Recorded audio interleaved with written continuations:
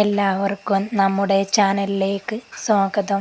ഇന്ന് നമ്മൾ ഉണ്ടാക്കാൻ പോകുന്നത് ചക്കര മത്തനാണ്. അതിനാദ്യം മത്തനരിഞ്ഞത് ഒരു കുക്കറിലേക്ക് ഇട്ട് കൊടുത്ത് ആവശ്യത്തിന് വെള്ളവും ഒഴിച്ച് നമുക്ക് ഒരു 2-3 വിസിൽ കൂക്കിയെടുക്കാം. അതിലേക്ക് ഒരു പാത്രത്തിലേക്ക് 3 അല്ലി ശർക്കരയും ആവശ്യത്തിന് വെള്ളവും ഒഴിച്ച് അത് നല്ലതുപോലെ ഉരുക്കിയെടുത്തിട്ടുണ്ട്.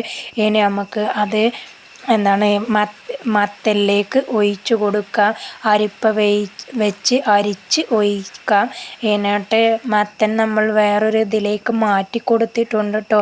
2-3 ഏലക്കായും ഇട്ട് കൊടുത്തിട്ടുണ്ട്.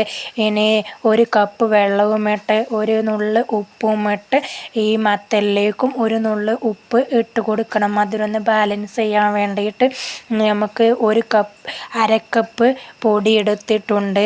അതിലേക്ക് 1/2 കപ്പ് വെള്ളവും ഒഴിച്ച് നല്ലതുപോലെ ഒന്ന് മിക്സ് ചെയ്ത് എടുക്കുന്നുണ്ട്. ഇനി കട്ടയില്ലാതെ അത് മിക്സ് ചെയ്ത് എടുത്തിട്ടുണ്ട്. വെള്ളം തിളച്ച് വന്നിട്ടുണ്ട്.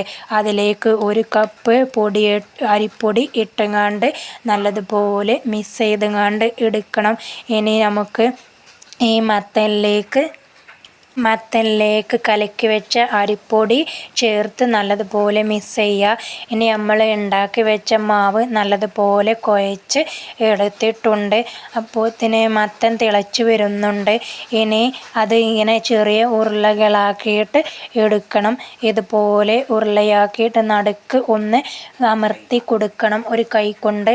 ഇനി നമുക്ക് ഇത് മത്തനിലേക്ക് ഇട്ട് കൊടുത്ത് നല്ലതുപോലെ ഒന്ന് മിക്സാക്കി എടുക്കണം. ഇനി നല്ലതുപോലെ ഒന്ന് തിളച്ച് വരുമ്പോൾ നമ്മളുടെ മത്തൻ റെഡി ആയിട്ടുണ്ട്.